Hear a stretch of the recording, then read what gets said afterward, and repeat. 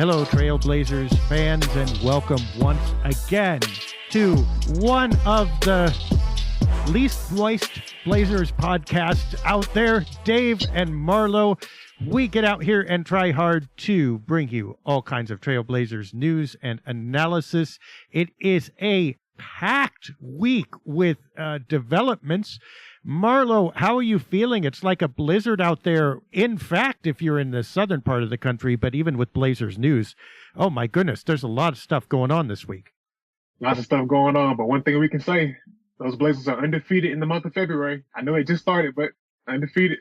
So always a good place to start. Of course, they're going to pick the shortest month of the year, but yeah, that will be, it'll be interesting to see how that goes. They get a big, long break in the middle. We'll get to that, but one of those advantages of the big, long break, news just came down before we started recording this. Jusuf Nurkic's calf strain is serious enough to keep him out until after the NBA All-Star break. He tried to give it a go, played against Atlanta, came out against Memphis after just 4 minutes, and hasn't looked quite the same the last week or so. And now he's going to be out for 7 or so games. What's your initial thoughts hearing that? It's been a really rough season for him. They had a couple of weeks ago, an article came out that said he was like throwing up at halftime. So he's been sick, dealing with the calf injury. Just a really rough go. And you can sort of see it on the court. The substitutions and the Blazers playing, Juju Banks over him. So just hoping for the best with him. I don't think it's going to do a lot to change his trade value, just based on the fact that teams know he's injured, so he can still be traded. But just as a person, you're absolutely hoping that things are better for him in the future, and hoping that he's able to get that calf injury back to 100% normal. So now, yeah, a calf strain is one of the lesser injuries that you can list, and I think they're careful to describe it as that.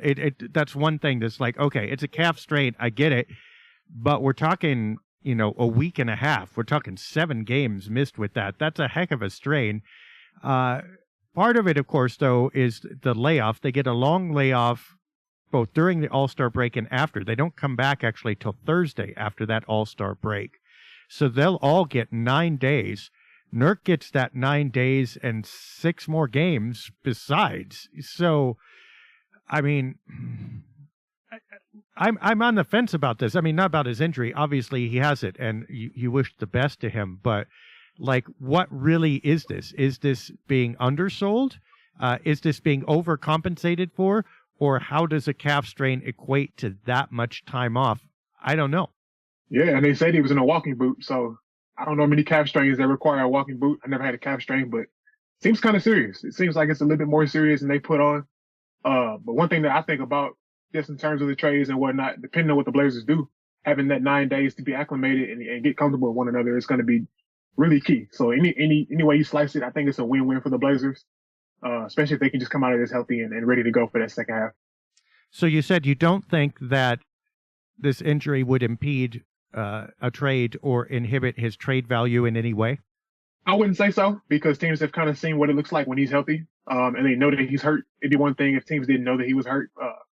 But it's within play if they know that he's injured and they're monitoring that. So, I think if a team's looking for a rim protector, I'm not sure Nurkic is a guy that you want to try to go get, for a lot of different teams, just the way that he plays. But there are always suitors. There's somebody that's going to be able to find value on what he brings. And if they do, they know what he can do. He's a 15, 10, and 4 guy consistently, perennially. So, that talent doesn't grow on trees. So there's going to be somebody that I think that calls and sees him as a good fit. And if not, Portland, they've shown that they'll live with him. So it's a win-win. Yeah. Now, if you're looking at Nurkic's trade value, how much do you have to take into consideration injuries? I'm not talking about this injury, but look, it's been since 2018-19 since he's played more than 70 games. In fact, since he's played more than 60 so far, since they haven't gotten there. He played 8 games in 2019-2020. Of course, none, he got injured, the year before. So 8 games in 2019-2020. 2020-2021, he played 37. He played 56 last year. And now he's at 45, which was pretty good. He had only missed 6. But he's down now, and he's going to miss 7 more, so that's 13 gone out of 82 already if nothing happens to him. It will have been 5 years since he played what you'd call a full season. Do you think other teams will look at that? I think so. A lot of mileage on those legs, a lot of injuries that he's had, from quad injuries to ankle injuries and whatnot. Those things kind of build up the older you get. And Nurkic is nearing 30, so I think every team that puts him in a trade situation, they're going to monitor that as well. So I think it's just a smart thing to do. If you're an owner, you don't want to be putting your team in a situation where you're paying for a guy that can't play. But I think you just got to evaluate what's more important, the potential or the production. You know what I'm saying? I think he's a guy that when he's out there, you know what he can do on the low block and what he can do as a passer. So teams are going to have to evaluate that and try to come up with the best solution. But I think the Blazers should definitely be a team that's, at least calling and seeing what they can get for him. I think that's just a smart thing to do. Yeah, he's 28 years old. He's under contract for the next 4 years, including this one. At this point, is it fair to call him, he's an average center, right? That's about what he is. I mean, there are a couple wrinkles. He can pass pretty well. He's developed his three-point shot. I mean, he's shooting 39% on a couple attempts per game this year, but that seems to be kind of like that's the little decoration on top of the cake. That's not even the frosting for him. Is it fair to say that Nurkic is pretty much he's just an average center, and you know what you're going to get, just kind of a B minus level guy? I think that's a fair assessment. I'd even go as far as to say maybe a little bit slightly above average. And that's not necessarily a bad thing. You know what I'm saying? He's not a guy that's terrible at any one thing that you would expect a center to be, when you're evaluating a center, but he's not great at any one thing either. So kind of got to put that into perspective, but I give him credit. He's a guy that you see him trying to continue to add things to his game. The 3-point rate, he's up to 22% on the 3-point rate. So he's trying to at least diversify his game to fit the more modern NBA style. So, you give him credit for that. But I think if you're looking for him to be the all-star kind of guy, I think that ship has sailed 3 or 4 years ago. But he can still be a guy that can get you very, very solid production at that center spot. So he's making $15.5 million-ish this year. That'll go to 16, 18, 19. Again, add the halves in there as you go along. So it'll be almost $20 million at the end of his contract. Now, in today's dollars, that's okay. But the NBA is expecting a huge increase in the salary cap. So actually, when you get there, that may actually look like a really reasonable salary, especially if he's still starting. So there are reasons to be attracted to Nurkic. I just wonder who's going to go out of their way to trade for him. That's my question. Who's going to go, okay, we've got to get this guy because this guy makes the difference to us. I'm 100% on board with you on that. I don't think there are a lot of teams that are going to be calling to try to get a low post oriented guy, especially one that's not as efficient as he should be in that area. And like I said, he's not really great at any one thing, so that's going to be tough. But I think in all fairness to him, you look at the numbers, based on all the centers around the league, he's the 15th highest paid. So that's exactly what you would kind of expect from an average center, the 15th highest paid guy out of 30 centers in the league, the 92nd highest paid player in the NBA. So, right around that top 100 kind of player. So I think if a team goes and gets him, they're going to understand he's not a guy that he's got to be your third or fourth best player if you're going to really contend. So with that in mind, I think that, in fairness to him, he's doing the right things as far as putting himself out there for being available for teams and whatnot. I wonder if anyone would consider him or if he would consider platooning as a center. Look, is he going to come off the bench at this stage in his career? He'd probably itch about that, but you might be able to talk him into it. He's only playing 26 minutes a game. It's not like he's playing 38. So, you could have a starting center who's good and have Nurkic as incredible depth, especially if that center isn't huge, isn't a 7-footer. Then you have a consistent 48 minutes with the big guy. I could see that. I could see a team, half-court teams, the Nets, the Celtics, people like that who could use a little center depth and who don't run for their money. Maybe. Question is, could the Blazers get enough back to make that worth their while? I mean, I could probably put Nurkic in a place or two where he'd be okay, but what are they going to give up now to Portland to get the Blazers to trade away their starting center. I think that's well said. And just being keeping an open mind about it. If you were his agent or if you were a player that was courting to try to bring him along, that might be something that you pitch to him. At 28, you've had a lot of injuries. Maybe something like this is what you use to kind of extend your career and keep your longevity going. So it's definitely something to consider. I've always viewed Nurkic as sort of a outspoken guy, a very, I'm not sure what the right word is, but he wears his emotions on his sleeves a little bit. So he'd be a guy that I would kind of worry about with that kind of thing. But if he's playing 25, 30 minutes a night and he's doing what he's doing, I think those complaints would be, at a minimum at that point. Yeah. I mean, the Raptors, obviously, they might be able to use him because they have the defense to compensate for his lack of lateral mobility, too. The Knicks, that would be interesting, but probably toxic combination with Julius Randle, I'm thinking. I'd pay money to see that, though. That would be pretty funny. Maybe there are a couple other places where he could be. But yeah, I mean, who has something that will light the Blazers up? That said, even a first-round pick, and look, it would have to be a low one. No one's giving a lottery pick for Nurkic. No one's giving a mid-range pick for Nurkic. No one's giving an unprotected future pick for Nurkic. But let's say a contender is going like, okay, we have this pick that's going to be in the 20s. We'd trade that for Nurk. That could free up trade possibilities for the Blazers because remember, one of the things that they lack is their first-round picks to trade because of this Bulls protected pick that they owe. That could be, even a low first-round pick could be outsized valuable for Portland because things like the Stepien rule don't care whether the pick is low or high. It's just a first-rounder, right? So there might be some wiggle room there, too, if Portland was willing to eat a loss and, free up future trade possibilities. Definitely something to consider. I think you got to put everything on the board right now. With Nurkic being he's under contract until he's 32 years old. So a team that gets him, they're going to be able to use him for a long time. They see fit. What I've gathered, if the Blazers want to use that pick they get to the Bulls, they make it unprotected. They can make a move. So I think you got to put everything on the table right now and see what you can do. But Nurkic is one of those guys that you got to keep an eye on at this point in the season. Is there any way you unprotect that pick right now to Chicago? Oh man, it's got to be something. It's got to start with Pascal and then with Siakam. Yeah, I think it's got to be something like this. Got to be. That's exactly me. Like yeah. Well, let's do the other one, and we're skirting around. We've missed some major topics here. We promise we'll go back, but since we diverted into the trade thing, here's one of the big questions that I've heard from people outside of Portland: would you throw Shaedon Sharpe into a deal for Pascal Siakam? Oh man, that's tough. I just seeing the window that the Blazers are in right now, and feeling like they're in sort of a win now mode with Damian Lillard's timeline. I think I might.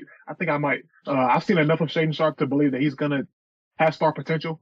But I think if you want to try to strike with the iron's hot, the Western Conference, I don't think it's ever going to be have this much parity, where it's this many variant teams that can go out and make a big run at it. So I think you put all the chips in the middle at that point and see what you can do with that. So. Yeah, if you show the Blazers Pascal Siakam, they have to think, right? I mean, anybody not named Lillard is in that conversation. Let's ask you this. Let's say in some fantasy world, it came down to either Simons or Sharpe. One of them was necessary to get a Siakam deal done. Which one would you prefer the Blazers to lose? I'm going to go, man, this is tough. This is really tough. That's some good questions. I would say at that point, I think I would probably go, I'd probably give them Sharpe. Actually, you know what? Let me take that back. I think I would go Simons. I think we've seen some redundancy with the backcourts. We've kind of seen what the ceiling of that might be.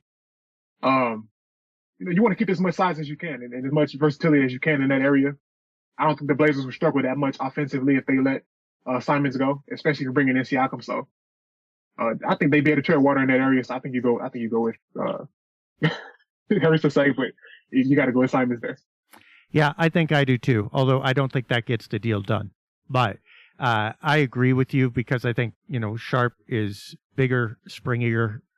I love Simons. And, people do this all the time, right? They're like, well, why are you talking about trading Josh Hart? You hate Josh Hart. No, we love Josh Hart, right?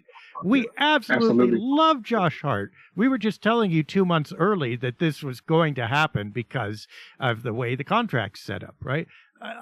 We have been bigger supporters of Anthony Simons than almost anybody outside the Blazers themselves.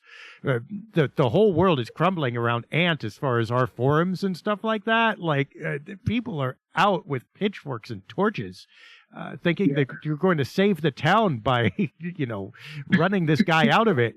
No, Anthony Simons is a good player.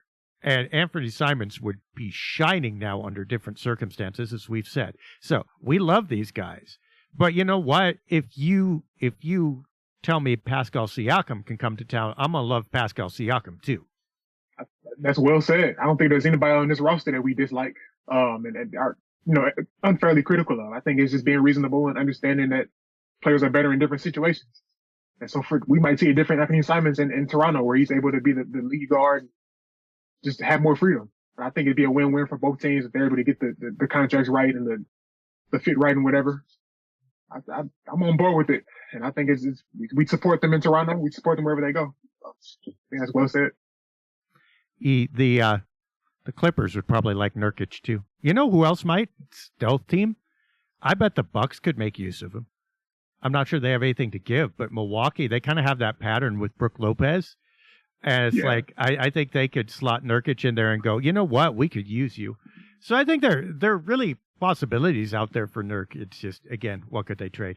All right, let's go out of trade talk for a second. Let's back up before we get to the big trade rumor. Let's stop with Damian Lillard makes his 7th All-Star game.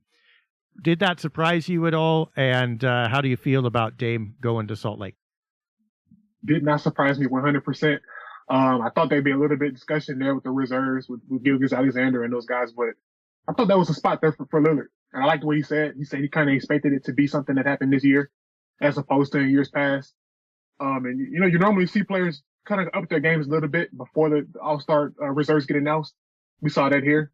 But Lillard, he's done it 7 times now, so he kind of knows the ins and outs of it. Well deserved. And I'm looking forward to seeing him in the 3-point contest and the All-Star weekends. That's great to see. And he'll be throwing lobs to Shaedon Sharpe, right? I heard about that too. He'll be bouncing things out the backboard. Although that's not. I mean, Dame needs to tag out to Andre Miller. They need to go find Andre Miller wherever he is and have him pass to Shaedon. But so biggest All-Star game omission to me was Siakam. I don't see how Pascal Siakam doesn't make it. But his problem is there's a lot of forwards and centers in the East, right? There's a lot of front court players is what I want to say.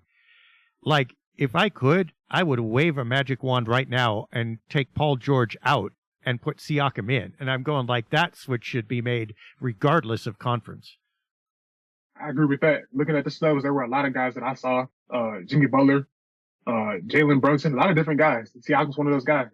And if I'm one of the Blazers and I've got connections to him, I'm going to tell him right now, hey, if you come to the West, you might not have to deal with that. So come on to Portland. Do whatever you got to do to make a pitch. So yeah, that's simple as that. Exactly right. Yeah. What would you think of? So look, we already have teams, right? Like they're not Eastern Western teams. They're captain chosen teams. Should the All-Star process just be regardless of conference? Like eliminate the distinctions and just take the players who are the best? Yeah, give me the 24 best guys in the NBA. Just do it like that. I think it's just that simple. I think there should be some different changes as far as I'm on board with a lot of changes. I think they should wear the old school uniforms where everybody wears their own jersey. I think they should do just the best 24 players. I think you should try to differentiate a little bit with the front court and back court. A little bit of everything. So I think, definitely diversify that a little bit more. I'm on board with that. Yeah, the danger, of course, being you get big city centric. So you get like 3 Knicks or, 8 people from the Lakers and Clippers. But as long as you still name the reserves by coach, right? You don't allow popular vote to determine everything. It probably shouldn't be too much different. I mean, give or take Kyrie Irving, because, I can't believe he got so many votes. I get it. He's talented. But like that name stuck out to me among the starters. But I'm not sure that the overall balloting would have looked that much different. And by the way, you could still have the 2 leading vote getters be the captains, regardless of position or conference, right? So just 24 guys. All the final 14 are named solely by experts. And there you go. Yeah, I'm on board with that. I think there's a lot of different changes. I think the fan vote kind of means a little bit too much. And being in a city like the Pacific Northwest, we've seen it year after year where we're pulling guys that play well got snubbed because of that. So I think it's great. I think the NBA this year, you look at kind of a power shift where people would think that the Eastern Conference is the superior conference with, the Celtics and the Bucks and whatnot. But as long as you get it close, I don't think there'd be too many complaints. Especially since there are so many different topics that are, much more important when it comes to that. I think the biggest thing is just getting the guys that deserve it in there, getting the right guys in there. And if you do that, the complaints will be at a minimum there too. So, well, I mean, they know the fan vote is garbage, right? Because they offer this like, it's 3 times vote day. Every time you click, it counts for 3 votes. So it's like, what the hell? I mean, if it's at all serious, you can't monkey with the process. Why don't you just have, like, on their day, there's a lottery wheel that spins, and if you hit it, you get 10,000 votes with your click. I mean, they're only a step away. It would create interest. Why not? It's just, and then they try to mitigate it with the votes of peers, which is interesting because Chet Holmgren got a bunch of votes, right? Yeah. And then media people, which I don't, okay. Nowadays, do I trust media people? I do not. So, like, that whole process is just weird, and adding the more categories in it just confused it without helping it. I don't know. Maybe should all get together and just everybody raise their hand who wants LeBron James. Okay. It's like, we knew that was going to happen anyway. What are we doing with this? Hey, you might as well try something different. I guess my question to you would be, where do you think Jerami Grant fit as far as like the snubs go and whatnot? I thought he was had a great season so far, but kind of just outside the list. What do you think about that? I think he belongs just outside the list, frankly. I mean, first of all, 500 team, you probably won't have 2 representatives unless it's glaring that these guys are fantastic. Yeah. Jerami had a really hot start. He's come back to earth a little bit. Still not, he's great. He is. But is he an all-star? And he just got out-damed. Look, when that light started shining, everybody else was in the shadow, and everybody else, to be fair, I think has accepted that. I don't think Jerami Grant is going, dang, that Damian Lillard scoring 50 and 60 points a game. I wish I was in it. He's going like, yep, no, I get it, and this is our guy. And, even to be mentioned, hey, fantastic. And everybody knows, look, here's the thing, too. If he were named to the All-Star game, then we'd be fighting about him versus Siakam and going, Jerami Grant doesn't belong in there. But he's got that upward, didn't make it, a little bit of a snub, great guy, momentum that's going to carry him through into next year. So I think he's just where he is. Do you agree? That's well said. I think I would agree with that. All right. So Damon, the 3-point contest, we got that. That should be fun. It would be even more fun if Steph steps up now. Like, oh, you're going to go? Yeah. Okay. Because it's like, you took the court, right? And you're going like, I finally get to win. And then Big Brother comes around the corner. Oh, you playing? Oh, damn it. But yeah, that'll be interesting. And they should like just start having shots from half court and 3/4 court and all that stuff. So yeah, they should pep that up as well. Because actually, I don't know about you, but like, I used to love the 3-point contest, still kind of do a little bit, but it does get a little draggy to me. Do you feel that way as well? Not as much. It's still my favorite event. If it were up to me, that would be the main event over the dunk contest with how many missed dunks there are. Probably in the minority on that, but I have fun when I watch it. I think they've done a little bit too much with the Mountain Dew, money balls, and it's hard to keep track of the points and whatnot now, but, not too many complaints on my end as far as that goes. It's usually fun if the great shooters are hot, so pretty cool. Yeah, that'd be interesting. Well, they could also like set up a version of the skills contest, or like, the kind of police or FBI like shooting range things where things pop out. Like, okay, So once you do your regular racks, we're going to add on another 30 seconds. There's a spot where things are going to pop up and you got to shoot over them. You got to hit it over a ladder. You got to go half court. You at the very end, if you still have time left, you get a 3/4 court heave. Like, they should. I love it. I don't know. Do you remember back in like the early 2000s when they would do the 2-ball challenge with like NBA and WNBA players and they shoot from like number spots? They should bring that back. I think they should bring that back 100%. Oh, that would be interesting. And then, okay, so you got the 3-point shot, you got the layup, right?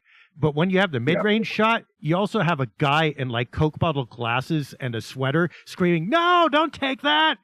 So, yeah, okay, they should put us in charge of the All-Star game, or All-Star weekend. Clearly, dunk contest. We already talked about Shaden a little bit, but I haven't seen anybody who's going to step up to him. It feels like the ramp is open to him so far to take this. Yeah, I mean, I've got to do my homework on is it McClung and Kenyon Martin Jr. and whatnot. I've got to study those guys and see what they got. But I think if I'm Shaden Sharp, I'll tell you what I do if I was Shaden Sharp. Weber State is in Ogden, Utah. The All-Star game is in Salt Lake City, Utah. So if I'm Shaden Sharp, I'm coming out in a Damian Lillard Weber State jersey, getting the team chemistry up with a nice dunk like that, putting on the show. I think there's a great opportunity for him to just really showcase that vertical and put on the show. And if I'm him, that's the way I would kind of approach it. Just trying to, appeal to the historics and whatnot of it. So something like that. Yeah. Or have somebody get a ladder and put some electrician's tape where my head's going to end up on the backboard. Or you could do the old, I think it was Marvin Barnes, ABA. Maybe. I forget if that was him or not. But bad news Barnes. Yeah. Where you put a quarter on top of the backboard. And you go grab the quarter and dunk with your offhand. That would be he's got to showcase height, right? Because he's probably the dexterity and stuff like that he might have, but this is not going to be about, pumping up your sneakers or doing a dance or whatever. Shaden's literally going to be about, he just went 800 feet in the air and he hasn't come down yet, right? 48-inch vertical. You got to use it right. I tell you what, he better be careful which Blazer he picks to throw that alley-oop because they've had trouble with that this week. So just really, really excited about that. Really excited to see him kind of become more of a household name and introduce himself to some of the more, casual fans. So it'll be fun.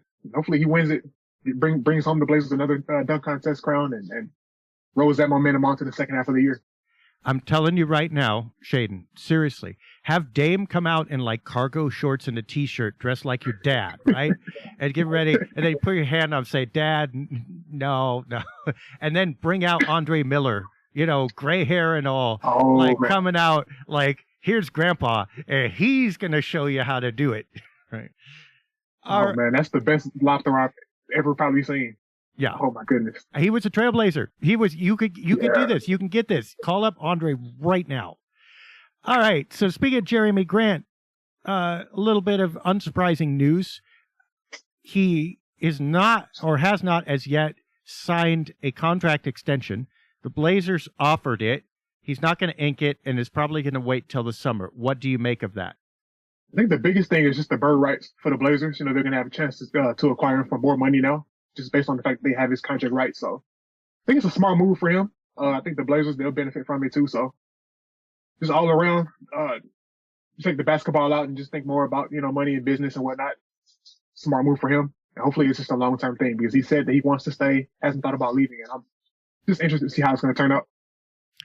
Yeah, he can make more money in the summer, right? Yeah. So if the Blazers hadn't offered it, that would have been kind of wiggle room or news, some area of tension. They had to make the offer, right? And if he signs it and they intend to sign him, then bonus. But they knew he wasn't going to sign it. But they're not going to go, let's wait till summer.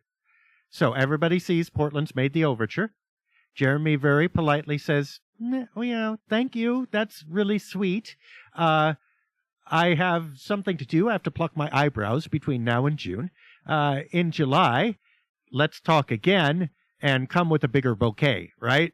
And that's exactly what's going to happen. And barring injury or disaster, the Blazers will come with a near max offer. And then Jerami will sign that likely. That's my read anyway. Yeah, I don't think it's going to be the end of the world. I think it's a great thing to think about in the offseason, having a potential all-star kind of guy like that extended and kept forth for a long time. One thing that I think about it is kind of a sigh of relief to not talk about that, as much anymore. Now that they can kind of focus on the postseason. And they got that out of the way. So Now we got to worry about Josh Hart and those guys now. So kind of transition into that. Yeah, we got 1 week. Now, let's start, though, if we're talking about trade deadline, with the hot name that came up, and it had come up a couple months ago as well. Jared Vanderbilt, Utah Jazz. Rumors are that the Blazers are among suitors, and usually when stuff like that is said, it's warm. Very seldom does Shams come out with something that's either speculation or completely cold. By the time he mentions it, there's some heat under that. Doesn't mean it's going to happen, but it's not trivial. How do you feel about that, and what do you feel would be fair compensation for Vanderbilt? I think the first thing is that I'm not against the idea of bringing along Jared Vanderbilt, so long as the Blazers front office doesn't think that that's the only move that deserves to be made. I think they got to go and do a second move. But you're talking about a guy that's in his early 20s. When they played the Blazers this year, he showcased that versatility. He's guarded Damian Lillard for stretches, and he's performed well. I think there's a little bit of hesitance with the 3-point shot, so kind of a redundant thing that the Blazers kind of had to deal with. As far as fair compensation, I hadn't really thought about that too much, but I think you definitely have to put heart in that. Definitely guys like that. You got to match the salaries up and whatnot. I think you'll see Hart in a situation like that, but you can get younger, more defensively oriented, and more versatile. I think you take a chance on it. It'd be tough to kind of move on from Hart, but I think you got to see both sides of it and think about what you can get. So here's the thing with Vanderbilt. He's bigger. He's 6'8", 6'9", right? Hart's like 6'5". He's bigger than Hart. He's less versatile than Hart. He's a better defender than Hart, but he doesn't have any kind of 3-point shot, and I know Josh Hart doesn't this year either, but historically he has. He is an efficient scorer, and he's 23, as opposed to being a veteran. So you get, this is an EQ thing. This is your equalizer on your boombox. Some of those things are up and some of those things are down. This is not floored MTV video, thrashing. It's here and there. One concern I have, what position does this guy play? Is he a power forward? Is he a swing forward? What's your read on that? We talked about it a little bit last week. I recall, I think he plays about a quarter of his minutes at center, which you obviously don't want at 6'8", but he's shown that he can do it. He's versatile in that regard. I think you definitely want to kind of see him play the forward a little bit, kind of like how Jerami Grant did at the beginning of the year, where he was kind of guarding the perimeter players. But this just gives you more opportunities to kind of play around with that and just tinker guys around different lineups and switch on defense. So I think it'd be a fun move, especially if you don't have to give up too much. And like I said, as long as the one caveat is that this can't be the only move you make. If this is it, then I think there's going to be some disappointment. But he's a nice young player, so I'd vouch for that. Yeah, so he's in his 5th season. Last year was his first one playing more than 70 games. He played 74 last year, 64 the year before, and then at the beginning of his career, he was only appearing 17 and 11 times in 2 years. So he played 28 games in his first 2 years, which barely counts. That's not even that's like a third of a season. So he has no mileage there. So he should be fairly young, fairly fresh. He should be figuring out what it takes to play in this league. All those are good things. Do you feel that there's any chance of him starting here? I guess it absolutely have to depend on who the Blazers gave up in that deal. I think if they did give up Hart, you could kind of go back and forth with he and Nasir Little. I think in that situation, I think you probably go with Vanderbilt starting just because Nasir Little is a little bit more nuanced as an offensive player, so you want to keep that on the second unit. But you can definitely kind of, talk me into both sides of that. I think that the Blazers, with the issue they have with offensive rebounding, I think you probably want a guy like Vanderbilt in there. He's one of the league's best offensive rebounders at that. So lots of different areas you can go with that.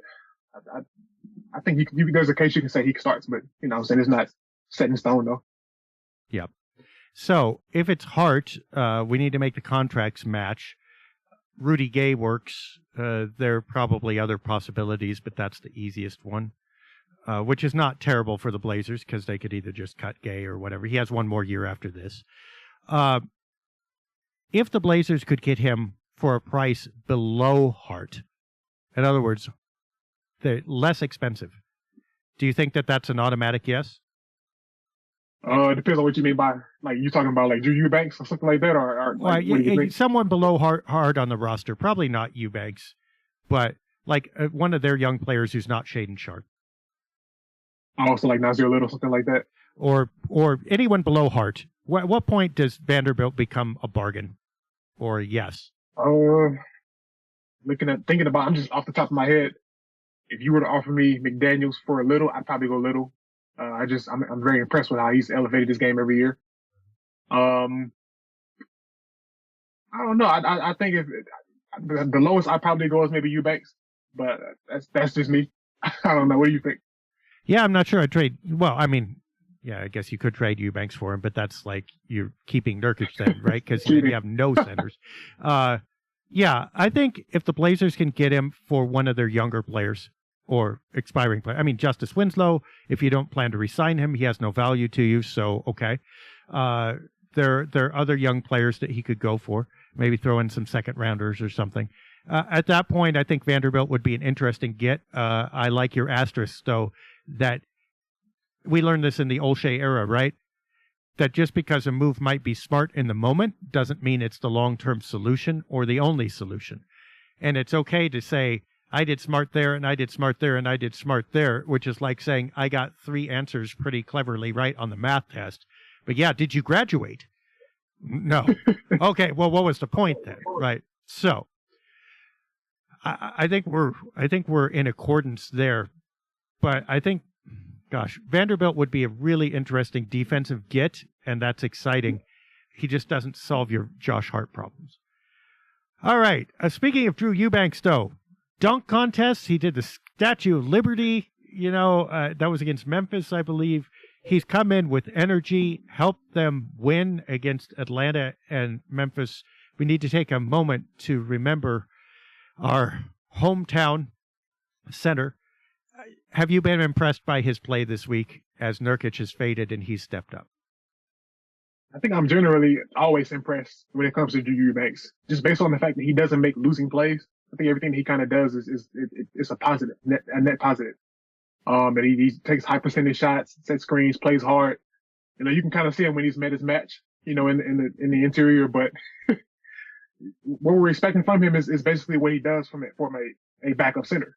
You know, I think if you were to start him every night, you sort of see some of those deficiencies kind of play out a lot more. But just from what we kind of expect, I think him, Trinity Wofford, a lot of those guys, they played well in that game. So I'd say I'm impressed for sure. Yeah, I mean, is it fair to say about Drew Eubanks that he's really good until he's not? Like, when he in his sphere or against the right matchup, he's going to be fantastic for you. Totally bankable. The only thing I would say he doesn't do quite as well as Nurk is set screens. I mean, he's good at it. But Nurk, when he's on, is a really good screen setter. Drew doesn't quite have that upward potential. But he's bankable with every shot he takes, makes a dumb play, always tries hard on defense, has a little bit of mobility. He's fantastic until he's overmatched.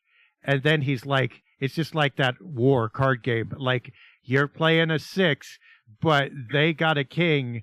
You're never going to win that, and it's never going to be tied. It just cannot be done. So there's a ceiling that's hard, but his ceiling is higher than one would think based on his history and name value, right? Yeah, he's going to give you a valiant effort every single time. And just looking at his numbers, I think he's made some improvements as far as like when you're on film and looking at the box score with the block numbers. You know, he's had a block in every single one of his last 11 games. So you sort of see that part of it. And just the numbers, he doesn't go out there and when he's out there, the Blazers don't get outscored and destroyed like that. So it's a net positive. Like I said, I think just putting everything in perspective. If you were to line up all 30 of the backup centers in the NBA, I think he'd be somewhere at the top tier of that. At least the top 50 center. I think all things considered, you live with what he brings to the table. And you know he's not going to make losing plays for you. So yes, but you're going to run into that ceiling a lot more often and dramatically if you have to start him. Is that fair to say? Like as soon as other teams can game plan for him and, you know, set the matchups, then all of a sudden Eubanks is not going to be in his comfort zone nearly as much. Absolutely. I think we saw that in that Toronto game. Precious Achua. You know, he joined a long list of role player Blazer killers. You know, you got Anthony Morrow, you got Yogi Ferrell, guys like that. Now Precious Achua is a part of the list. And the Blazers, they've gotten out rebounded, I think 44-15 over the last 3 games. I don't know what's more surprising, that you gave up 44 offensive rebounds or that it's basically 15 a game. So it's just tough. And I think that, you know, you got to make another move there at that position to feel more solidified. But in terms of Eubanks, you know, it's not anything negative, you know, associated with him. I think he tries his best every possession. So. Right. And by the way, let's correct a misperception out there that people sometimes have. People go, well, see, this is what happens when you get rid of Nurkic. Well, yes, of course. It is what happens when you have literally no starting center. And the Blazers getting rid of Nurkic for literally nothing would be a very bad move. You're correct about that. There's presumed to be, if they trade Nurkic, they either have to get someone coming back at center now, which I think is the less likely option, or they have to eat the rest of this season with their deficiencies and then fix that over the summer, which is the more likely option. But I don't think anybody would ever say, based on this lineup, that they should get rid of Nurk, right? Because then that's 0 players approaching 7 feet. I'm not sure why that was ever a surprise. You know, it shouldn't be breaking news. The Blazers have 3 players over 6'11", and 2 of them don't play. You got Badgie and you got John Butler. They don't play. They're rookies. So after that, it's just Nurkic and a bunch of guys under 6'10". So that shouldn't be a surprise that the Blazers struggle in that area. I think that people are kind of trying to prove themselves right. And I love Nurkic. I love what he brings to the table. The negatives are there. You can see those as well, just as much as you see the positives. But, you know, if they were just releasing him for nothing, I think, yeah, that'd be a problem. But if you're getting something back, then by all means, you got to go do it. Right. And they don't have to get something back at center right now. And that's the point. They're still going to look, you're still going to be able to say that if they trade Nurkic as part of a package for, say, a small forward that's really good. And you're going like, but they're getting killed on the boards because they don't have Nurk. That is correct. At some point, you'll have to fix that deficiency. It's just you figure it doesn't have to be today necessarily because they're not going to win a title anyway. Now, that Toronto game was painful. Oh, my gosh. Because you think that, okay, so the Blazers run pretty small and Toronto does too, right? So you think, okay, maybe this will be a stylistic, affinity for the Blazers. Nope. The Raptors just like, all right, we're going to go in the lane. We're going to keep going in the lane. And you know what? We've got a coach who came from the realm where he's okay with boring. He doesn't have to be fancy. He's just going to keep pressing that button till it works. And you know what? We're all in agreement. So guess what? We're scoring from 8 feet in all game. And the Blazers could do nothing to stop them. It was painful. I tell you what, I came into that game kind of expecting it to be bad, just based on the fact of how the last game with the Raptors and the Blazers went. Now, they could run a simple pick and roll, and they'd have Simons on Siakam within 4 seconds of the shot clock. And at that point, you got to send a double team, so now somebody's open. And, you know, we saw it. Look at the numbers. The Blazers had their 2 worst defensive games in terms of defensive rating this week. The Raptors were the worst one, and the Atlanta Hawks. So it was just there. And you saw it from the opening quarter. Got outscored, was it 37 and like 14 or something like that. And Precious Achua hasn't had a 20-point game all year. I know he was licking his chops for this one, so it's tough to see. It's always tough to see when you get a situation like that. I knew it was coming though. So what was really tough was the interior passing. Like, it's one thing if you send that double team, they kick it out for a 3-pointer and they hit it. Every NBA team's going to do that. Team's done it to the Blazers all year. But when you send a double team and the other guy goes down the baseline and there's a 6-foot pass for a layup or a dunk and that pass happens right across the paint, you're going like, oh, this is not sustainable. This is like literally playground YMCA level easy offense. And it's like, that's what the Raptors did. They might as well have been at the local gym. Discouraging, not necessarily surprising. Dame Lillard scores 30, which is, that shame on you, Dame. Why are you slacking off? But he scores 30 and the Blazers just get housed. Then you get the Hawks and the Grizzlies where Lillard scores 42 apiece and all is right with the world again. What do you take from the Atlanta game and especially the Memphis game, which was kind of the inverse of the Toronto game in terms of momentum and spirit? after that Memphis game, everybody's going, yeah, NBA championship on the way. How do you feel about Atlanta and Memphis? The Atlanta game was really weird to me. Just looking at the way the scores kind of went about. The Hawks took a 23-22 lead in the first quarter and then never led again, despite, tying the game up and hanging within distance in that game. So they were really close. But I think the biggest takeaway was the fact that Damian Lillard, when he's aggressive in that first quarter, when he's calling the shots, they're an entirely different team. And I kind of looked at the numbers on this. He ranks 26th in first quarter points this year at 6.2.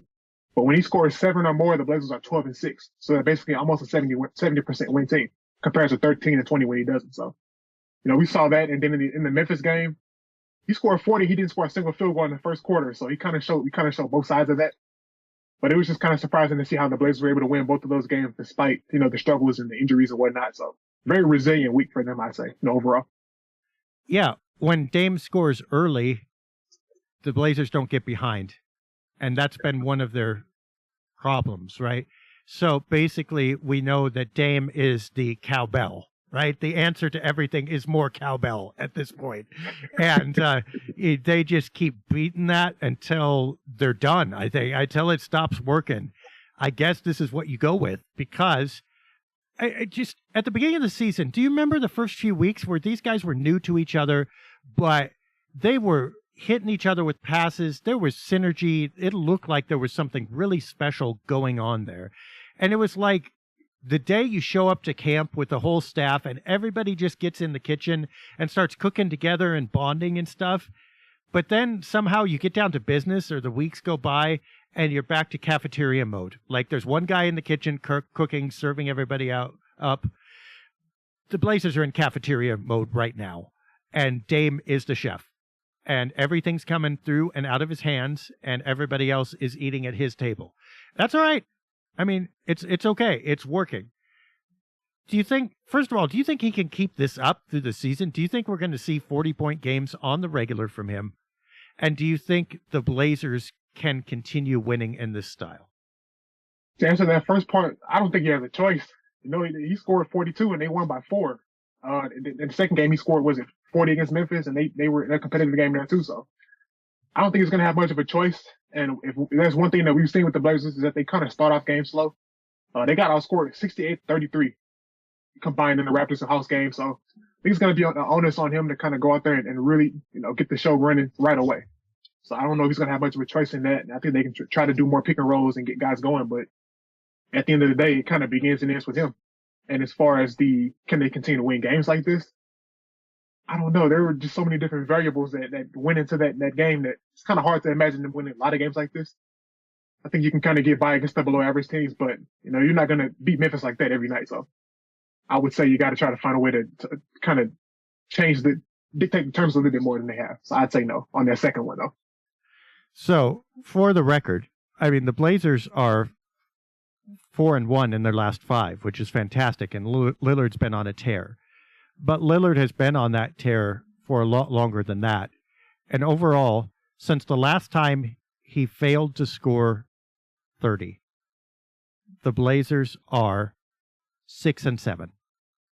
So he's had 13 games in a row. Well, I take that back. Philadelphia scored 25, but let's throw that in. Let's allow his 25 being in there. 12 out of those 13 games, he scored 30 plus. He scored 25 in the other one. The Blazers are 6-7 in those 13 games. If you take out his 25-point game and don't count it in that tally, they're still 6-6, with him scoring 30 plus. That's winning for the last 5 games. It's 500 overall. I don't know. I'm just feeling like I should love Dame right now and not pay attention to much else. Yeah, if you're a guy that likes watching highlights, I think you definitely love it. But it's just hard to say. Like, even after the Hawks game, you listen to what Chauncey Billups said he won the game, but this is how you lose a game.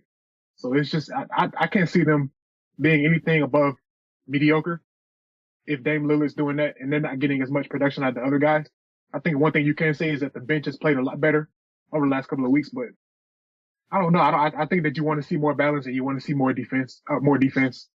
And the Blazers have kind of gotten away from that. Like I said, they had their 2 worst games defensively this week. So I don't think you can kind of get by. We've seen that year after year where they kind of done that. They outscored the other teams. So kind of want to see it change up a little bit there.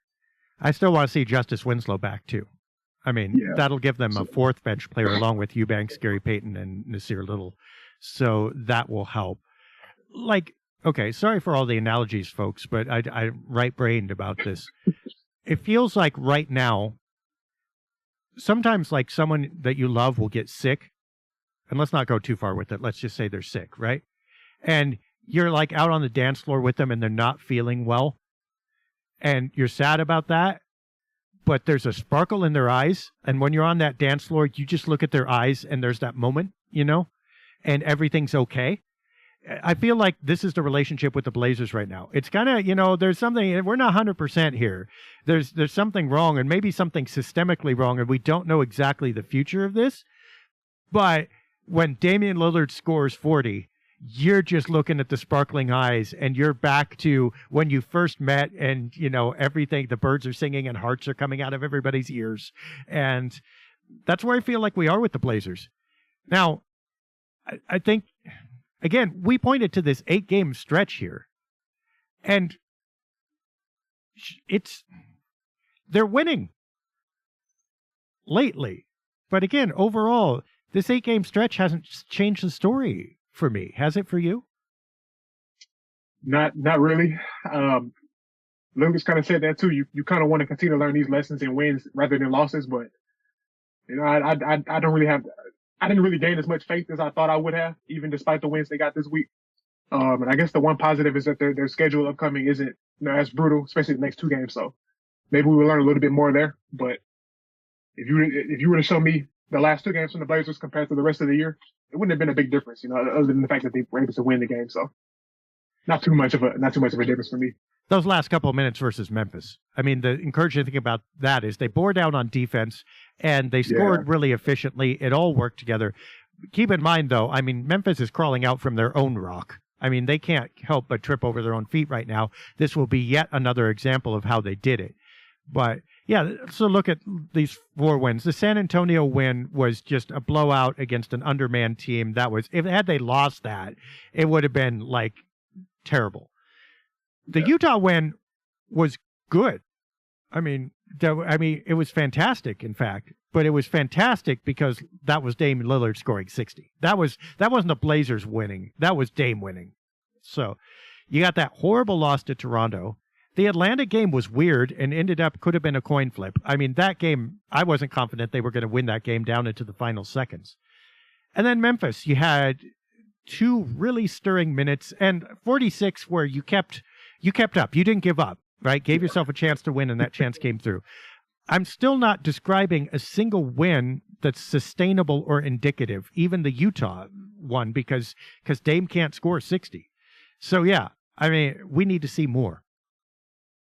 I think I 100% agree with that. There's been a lot of oddball games, not really wins that you would, like, from start to finish on both ends of the floor where you're like, wow, this team really put it together. Even in that Utah game, like, the Utah game and the Memphis game are kind of similar to me in a sense that they both started off where it was like, oh, this might be a disaster. You know, Utah got out to it was 30-19 lead. Memphis got out to an 18-5 lead. So there were some hiccups there too. And you just wait for the Blazers to kind of play a full game. One of those games they played in November where they from start to finish were locked in and were limiting mistakes. I think the one big thing is they've kind of cut the turnovers down a little bit. So there's a big benefit there, but you know, to your point, you know, they just haven't had that convincing win where you sit down and you really feel assured. Because even in that house game, I thought Hawks were a little bit too close for comfort the entire game. 1 or 2 shots and they changed it. So, you know, you just want to see them put it together for 48 minutes and call it a win. And Atlanta without Trae Young, too. I mean, who knows how much of a difference that would have made, because let's face it, Atlanta scored 125 as it was. How many more could they score? But never mind. I don't want to know that, universe. Forget I asked that question. But, yeah. Okay.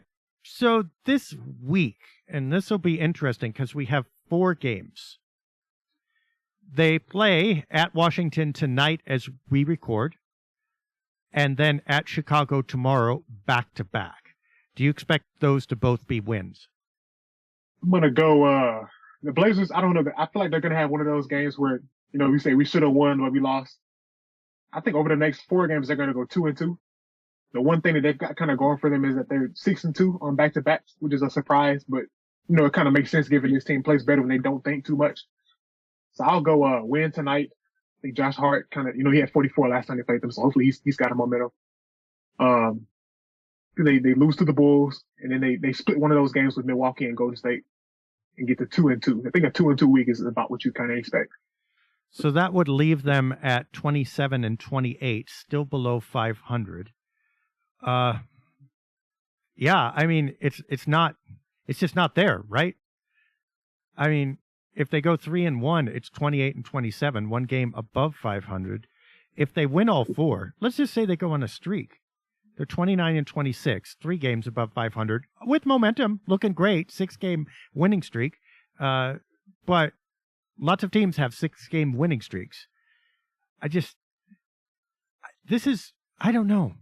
I'm having a really hard time envisioning a future in which this works for the rest of the season, unless they just rip off an absolutely incredible string.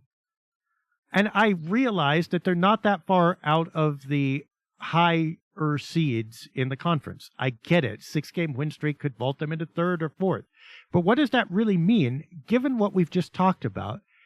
Are you at all convinced that the Blazers could line up against a good team in the playoffs and not get exploited for matchups and style of play?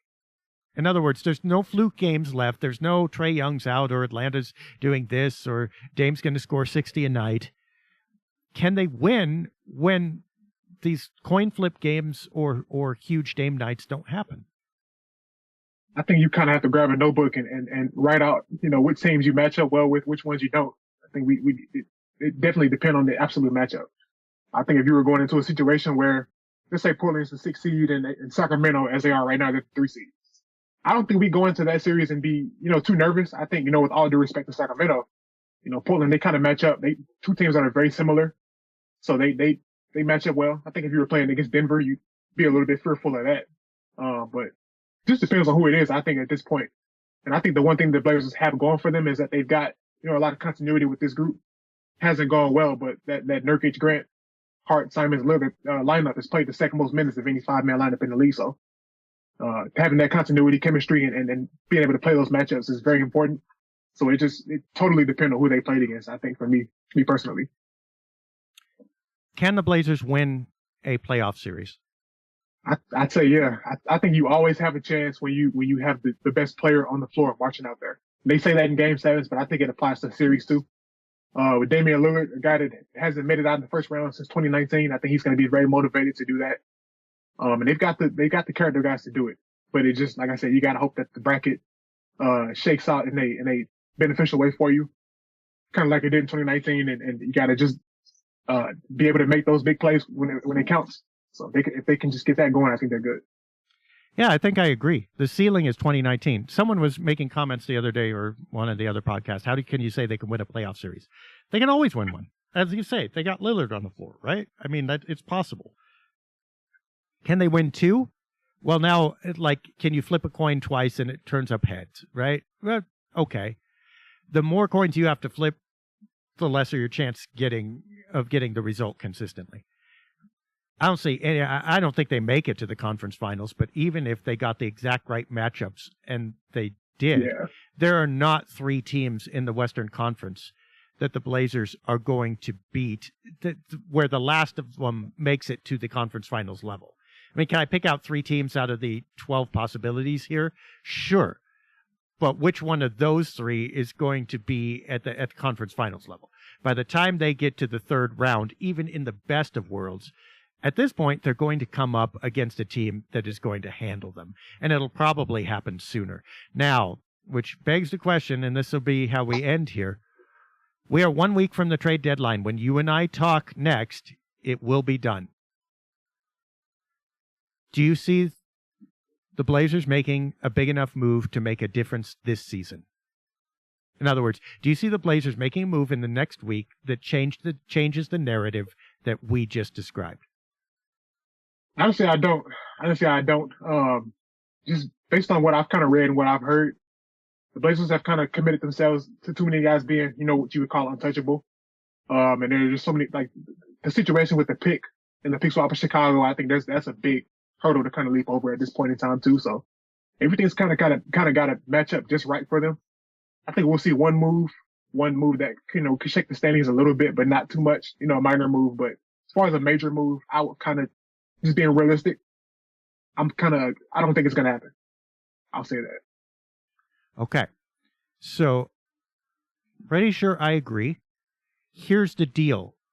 You look for another Drew Eubanks kind of guy, but plus. I'm not talking about Drew. Drew is a signing pickup, okay? But you know the effect you've had with Drew? Like the guy who comes and the Blazers are able to make way more use of him. He looks way better at Portland than he did elsewhere. Jerami Grant could also be an example. They're not going to get a guy of Grant's level. They'll be above the Drew Eubanks level when he was signed. Look for a move like that, okay? I mean, Vanderbilt might qualify for that. There might be a couple others out there. I don't think they're going to make a move that makes you say they've done it. In fact, I think they might make a move that makes you think they went backwards right now, because they might. I wrote about this. If Josh Hart goes out, you're not going to get that level of talent back in right now.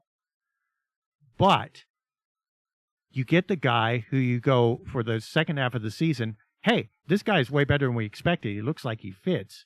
And then you're rolling into next season with a more complete lineup than you would have had, for instance, Josh Hart opted out and you're going, this is too rich for my blood. I can't re-sign him. Or, well, another year of Jusuf Nurkic. Let's see how this goes, right?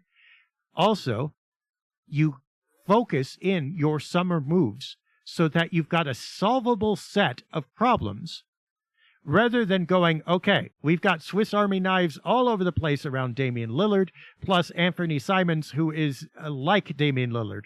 So how do we sort this nebulous whatever into a definable unit? Well, we did part of it at the trade deadline with this move. We got rid of one of our Swiss Army knife players. We got this guy who's coming up. We figured that position's going to be pretty good. So now we solve the issues at this other position, add a little more depth, and we think we're good to go. I like that. I haven't really heard too many perspectives in terms of looking particularly at next season. That's neat. I guess the one thing you could say is that we've learned is that Joe Cronin, he isn't afraid to make moves. He's not fearful of that in any sense. So, you kind of hold out hope with that. But the way you put it, if you put yourself in an advantageous position next season and beyond, I think that you got to consider that too. So, no arguments on my end with that. Sure. Well, and you don't compare it to like what you hoped the Blazers would be or even what they are right now. You got to ask yourself, if the Blazers go into the summer with Jusuf Nurkic, Josh Hart, and this lineup, and Justice Winslow, who has an expiring contract, right? What do they have to do? I mean, are you content with that rolling into next season? Probably not. So what would you have to do? I don't know. A lot of stuff. You can't get mad at them if they do some of that stuff right now, if the opportunity is available. Conversely, I'd say you can't get mad at them if that opportunity isn't available and they don't do anything.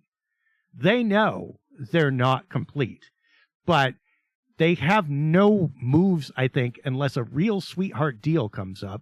They have no moves that revolutionizes this season either way, whether they make a trade or don't.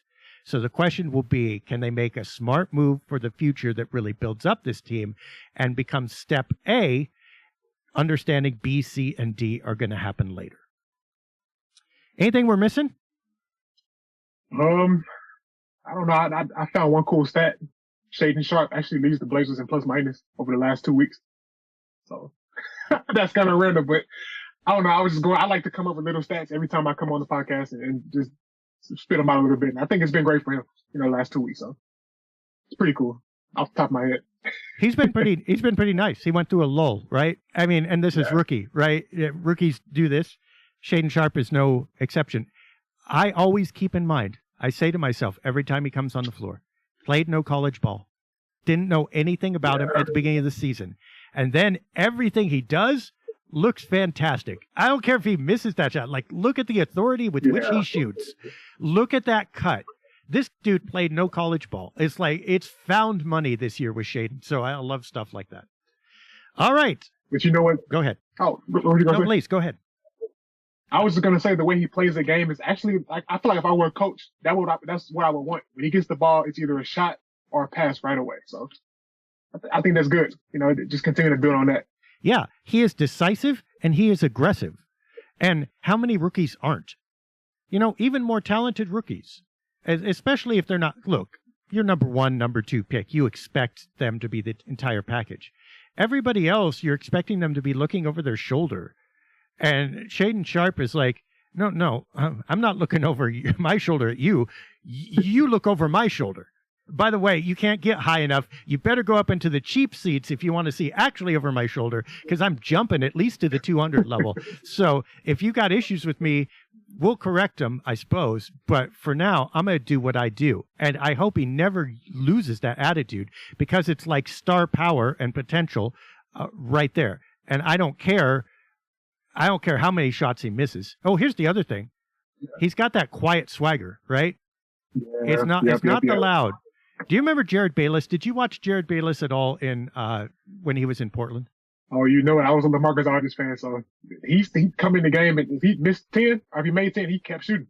He just lit up the scoreboard. I liked that about Jared, but he also was loud in everything he did. And I don't mean vocally loud, but he'd miss a free throw, and you'd think the apocalypse had come. And he, just everything he did was just very brash and out there. You knew he was in the room. That was an asset in some ways. It was a detriment in some ways. Shaedon's like, if you don't know I'm in the room, that's your problem. I'm going to play, right? And it's like you watch him, it's like, oh my gosh. He's absolutely unabashed and yet absolutely not out of place. That is rare. And I just cannot tell you how excited I am at the potential of that growing into a star who also fits in to a franchise and a team without disrupting it. He's going to disrupt the opponent. He's not going to disrupt you. He had an air ball in that Memphis game, and he was like, all right, I'll get him next time.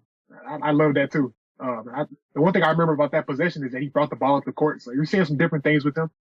And I wouldn't be surprised to see him be a starter in the year or two. Next year, I really wouldn't surprise me.